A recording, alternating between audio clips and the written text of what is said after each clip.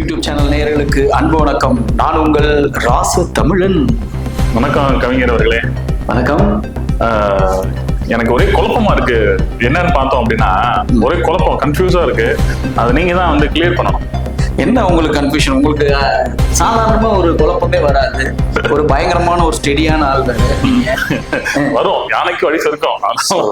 குழப்பம் என்னன்னா, நான் யாரும் இல்ல, உண்மையான யானை சொன்னேன்.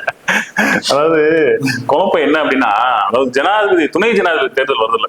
ஆமா, வருது. ஒரு முறை வந்து ஜெகதீப் தங்கர் அவர் வந்து ராஜினாமா பண்ணிட்டு போயிட்டாரு. எதுக்கு பண்ணான்றது தெரியல. சரி, ஏதோ ரெண்டு குத்து இருக்குது. சரி, அதாவது பண்ணிட்டாரு. அதுல ஒரு சந்தோஷமான விஷயம் ஒரு பக்கம் ஒரு புறம் இருந்தாலும், அதாவது என்டிஏ கூட்டணி வந்து தமிழான ஒரு ஆள் அறிவிச்சிருக்காங்க. அவர் பேர் என்னது? சிபி ராதாகிருஷ்ணன். அது ஒரு புறம் பெருமை. ஆமா ஆமா ஆமா, ஒரு புறம் அது வந்து தமிழர்களை உற்சாகப்படுத்தும் அப்படின்றாலும், ஆப்போசிட் கேண்டிடேட் இந்தியா கூட்டணி வலுவான ஒரு கேண்டிடேட் போட்டிருக்க மாதிரி தெரியுது. அவர் பேரு ரெட்டி அப்படின்னு. என்ன ரெட்டி? பாடு பாடு பாடு தெலுங்குவா? சரி சரி, தெலுங்குனாவே கொஞ்சம். அது எதனால அந்த மாதிரி ஒரு எப்பயும், அதாவது ஃபர்ஸ்ட் இவங்க அனௌன்ஸ் பண்றாங்க கேண்டிடேட்டை, அடுத்து இந்தியா கூட்டணி அனௌன்ஸ் பண்ணுது.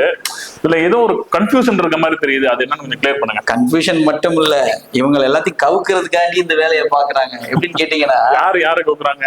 பாரதிய ஜனதா கட்சி எடுத்துக்கிட்டீங்கன்னா, சரி, தமிழ்நாட்டுக்குள்ள அவங்களால கால் ஊன்றவும் முடியல, வேர் ஊன்றவும் முடியல. பிரட்டி போட்டு பாக்குறாங்க, மிரட்டி பாக்குறாங்க. மணிறது உள்நாட்டு கட்சிகள் மட்டும்தான் உள்ள பணிச்சுக்கிட்டு அவங்களுக்கு கூலி வேலை பாக்குறாங்களே தவிர, கூலி படம் மாதிரி டெபாசிட் காலியாகி நிக்கிறாங்க. சரி, இதுதான் நடந்துட்டு இருக்கு. சரி, ஒருபடி மேல போனோம் அப்படின்னா, சிபி ராதாகிருஷ்ணன் அவர்கள் வந்து வைக்கிறது வந்து ஒரு நல்ல கேண்டிடேட் தான். கேண்டிடேட்டுக்கு எந்த குறையும் சொல்ல முடியாது. ஏன்னு கேட்டீங்கன்னா, அவர் ஏற்கனவே பல பிஜேபிக்காக ஒரு தன்னோட வாழ்நாள் ஃபுல்லாவே வேலை பார்த்திருக்காரு. RSSல மிகப்பெரிய அவர் ஆக்சுவலி திருப்பூரை சேர்ந்தவர். கவுண்டரா? கம்யூனிட்டியை பொறுத்த அளவுக்கு வந்து அதெல்லாம் வந்து நம்ம அதை வெளிப்படையா வந்து எதுவும் பேசவும் முடியாது, சொல்லவும் முடியாது. ஒரு சில விஷயங்கள் வந்து இது எப்பயுமே வந்து நம்ம இதை பொறுத்த அளவுக்கு நம்ம என்ன எடுத்துக்கணும் அப்படின்னா, ரெட்டிக்காரன்னு பேசும்போது கம்யூனிட்டி பேசலாம், தப்பு கிடையாது. ஓ, வார்டு அப்படின்னு சொல்லி சொன்னாங்க. அப்போ அவர் சுதர்சன் ரெட்டியை போட்டிருக்கிறதுக்கு நான் அடுத்து அதை சொல்றேன். முதல்ல சிபி ராதாகிருஷ்ணன் சாரை பத்தி பேசணும் அப்படின்னா, ஒரு பிஜேபியோட ஒரு மூத்த முன்னோடியாவும் இருக்கிறாரு. அந்த கட்சியில பல வருடங்களாக இருந்திருக்காரு. அதன் விளைவாகத்தான் அவருக்கு வந்து மகாராஷ்டிரா ஆளுநர் பொறுப்பும் வந்து நிர்ணயிச்சு கொடுத்தாங்க. இதுல இன்னொரு ஒரு பின்புலமான வேலைகள் வந்து பாரதிய ஜனதா பார்த்திருக்கு. எப்படின்னா, இனி தமிழ்நாட்டுக்குள்ள நம்ம போய் தமிழர்களை வந்து ஒன்றிணைக்கிற மாதிரியும் நமக்கு ஓட்டை மாத்துறதுக்காகவும் சிபி ராதாகிருஷ்ணன் நம்ம ஃபார்வர்ட் பண்ணோம் அப்படின்னா, அதை எதிர்த்து கண்டிப்பாக, ஏன்னா இங்க இருக்கவங்க தான் வாடுக தானே, எல்லாமே சேர்ந்துக்கிட்டு இன்னொருத்தரை நீப்பாங்கன்றது அவங்களுக்கு தெரியும். சுதர்சன் ரெட்டி அவர் வந்து தெலுங்கானா மாநிலத்தை சேர்ந்தவர். சரிங்களா? ஒரு உச்ச நீதிமன்ற நீதிபதியா இருந்து அதுக்கப்புறமா அவர் ரிட்டையர்ட் ஆகி இப்ப இருக்காரு. ஆமா, கண்டிப்பா உச்ச நீதிமன்ற நீதிபதி அவரு.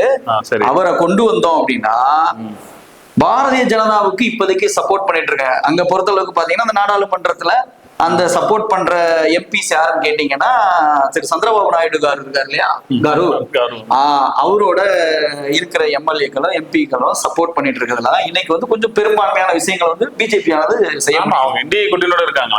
இதுல என்ன குழப்பம் இருக்கு? நிப்பாட்டுறதுக்கு அவங்க கேண்டிடேட் சப்போர்ட் பண்ணுவாங்க. அதுல என்ன குழப்பம் இருக்கு? இங்கதான் ஒரு ட்விஸ்ட் வச்சிருக்காங்க. ஏன் இதே வந்து இதுக்கு முன்னாடி இன்னொரு கொடுமையை கேட்டிருந்தீங்கன்னு வச்சுக்கோங்க, ஓடி இருப்பீங்க. என்ன கொடுமை?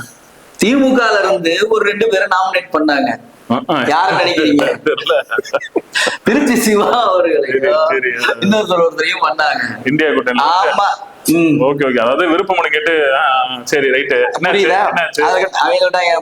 போய் சொல்லி அப்படின்ட்டாங்க. சரியா? சும்மா ஏதோ இருக்கீங்கன்னா இருந்துக்க, அவ்வளவுதான். இந்த பாய்ஸ் படத்துல பாட்டு பாடிக்கும் போது ஒருத்தன் கோரஸ் சுதிர்லாம் பாடுவான். அப்போ வந்து யாரு எங்க சுதிர்லாம் பாடுறது சொல்லி போய், இந்த மாதிரி நீங்க சொன்ன மாதிரி இப்படி போல விஷயங்களை வந்து இவங்க வந்து இந்தியா கூட்டணி வந்து காங்கிரஸோட தலைவர் இருக்காரு இல்லையா, ஆமா, அவரோட சேர்ந்து மல்லிகார்ஜுன கார்கே இருக்காரு இல்லையா, அவர் மூலமா வந்து எல்லாரும் ஒரு கூட்டத்தை போட்டு நடத்திட்டு கடைசியா செலக்ட் பண்ணதுதான் இந்த சுதர்சன ரெட்டி. இப்ப நீங்க என்ன சொல்ல வர்றீங்க? என்ன ரீசன் கேட்டீங்கன்னா, நீங்க கேட்கறதுக்கு ஒரு கரெக்டான பதில் அப்படின்னு சொல்லி கேட்டீங்கன்னா, சுதர்சன ரெட்டின்றவர் தெலுங்கானா மாநிலத்தை சேர்ந்தவர்.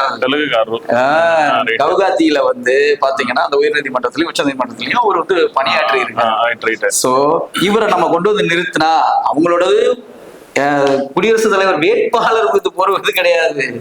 அது காரணம் என்னன்னு கேட்டீங்கன்னா, ஒரு தெலுங்கு கொண்டு வந்தா அங்க இருக்கிற தெலுங்கானாவுல இருக்கிற கட்சியானது மறைமுகமா ஓட்டு போட்டு ஜெயிக்க வச்சிருவாங்க. இது நடக்கும். இது நீங்க சொல்றது கரெக்ட். அது போலவே இங்க தமிழ்லயும் திமுக 40 MP தமிழாளங்க இருக்காங்க இல்லையா?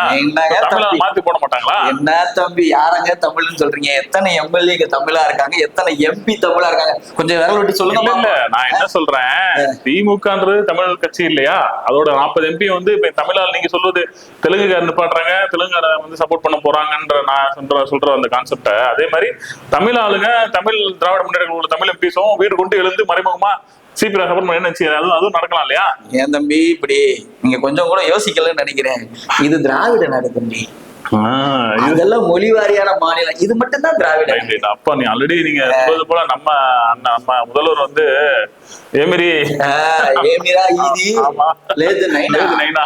அந்த மாதிரிதான் இவங்க போறதுக்கு முடிவு பண்ணிருக்காங்க. எவ்வளவு டெக்னிக்கலா அடிக்கிறாங்க பாத்தீங்களா? ஆனா நம்ம தமிழர்களுக்கு யாருக்காச்சும் மண்டையில ஏறுதா? இல்ல. நீங்க என்ன சொல்றீங்க அப்படின்னா, இந்த தேர்தல் வந்து ஒரு வந்து சிபி ராதாகிருஷ்ணன் தோல்வி பெறுவதற்காகவே கண்டிப்பாக இதுல வந்து முழு வாய்ப்பு அப்படித்தான் இருக்கும். என்னன்னு கேட்டீங்கன்னா, தமிழ்நாட்டுல மட்டும்தான் தமிழனுக்கு தமிழனே எதிரி. ஏன்னா இது திராவிட நாடு, தமிழ்நாடு கிடையாது. அதனால இவங்க வந்து கண்டிப்பா இவங்களுக்கு சப்போர்ட் பண்ணுவாங்க. அதே மாதிரி அவரும் பாத்தீங்கன்னா உச்சநீதிமன்ற நீதிபதியா இருந்திருக்காரு. அவரும் வந்து தெலுங்கானா மட்டுமல்ல, மத்த எல்லாருமே நல்லா பழகி வச்சிருக்காரு. அதனால ஒருவேளை வந்து சிபி ராதாகிருஷ்ணன் வந்து ஒரு சரியான கேண்டிடேட்டா இல்லாத மாதிரி எனக்கு தோணுது. பாப்போம் என்னன்று பொறுத்திருந்து தான் பார்க்கணும். ஆமா, மறைமுகமா இங்க ஒரு குத்து, அங்க ஒரு குத்து குத்திட்டு போயிடும். ஓ, அது வேற சொல்றீங்களோ? ஆமா, அது மாதிரி சிபி ராதாகிருஷ்ணனுக்கு தான் எனக்கு நினைக்கிறேன் நான். என்ன இருந்தாலும் சரி, வருகின்ற குடியரசு துணைத் தலைவர் தேர்தலில் தமிழா தெலுங்கா ஒரு போட்டியை கொண்டு வந்து தமிழக மக்களின் தலையில் அரைக்கிறார்கள். நாம் தான் தெளிவாக இருந்து கொள்ள வேண்டும். ஆமா, வெற்றி உங்கள் கையில். நன்றி, வணக்கம்.